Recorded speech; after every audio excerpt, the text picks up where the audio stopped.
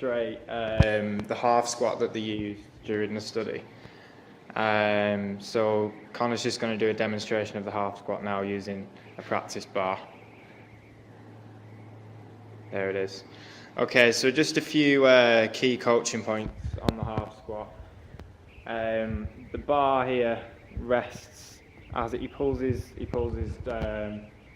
traps back, just so they act as like a resting point for the bar.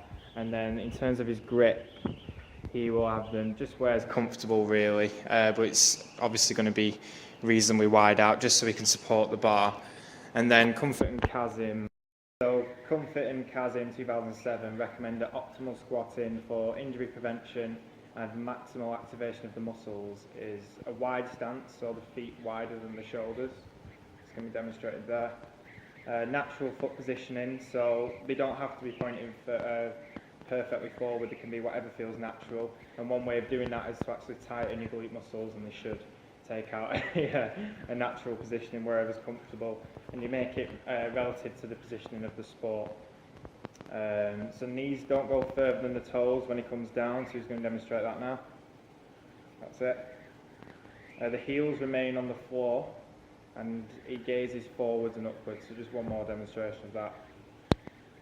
Okay, so during the study they actually tried to maximise the velocity in the upwards phase, which is when the quadriceps are acting concentrically. And that is basically, it acts almost as a plyometric exercise in the sense that the fast movement with weights resisting against it will lead to development of type 2 fibres. So that is possible. That's where the speed development can come from, through the strengthening of the muscle. So a few variations of this. Obviously at elite level most athletes are going to know how to do a squat, but if they're returning from certain injuries there might be a few variations that you could do with this exercise. In this intervention they did 4 sets of 4 half squats, and it was basically to failure, and if they managed to do 5 reps then they would the load would be increased, and basically that's how they would progress it, and they would have 3-minute rests in between each squat. So the training protocol was administered twice weekly in the mornings over an 8-week period during the pre-season. But the limitation was that the athletes were undergoing overtraining and there wasn't a control group to compare results, so it's unclear whether this was actually directly influenced speed, even though there are suggestions that it may be linked. On the interval training and the squat,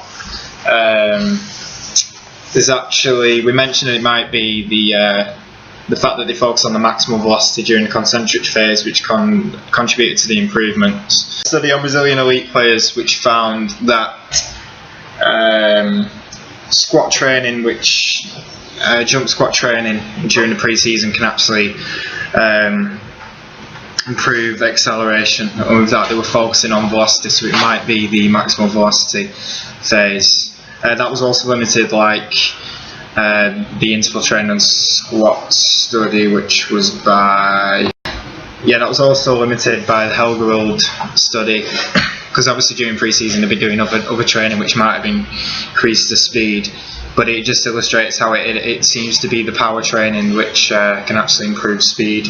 And Ramirez et al. 2015 actually found that instead of like the Helgerud study where they actually increased the weights, they actually kept the load the same and increased the velocity in which they were raising during the concentric phase, and that also led to improvements in speed, just illustrating how that exercise may be varied, but research is still in its infancy because it's quite new and there still needs to be further research on elite players.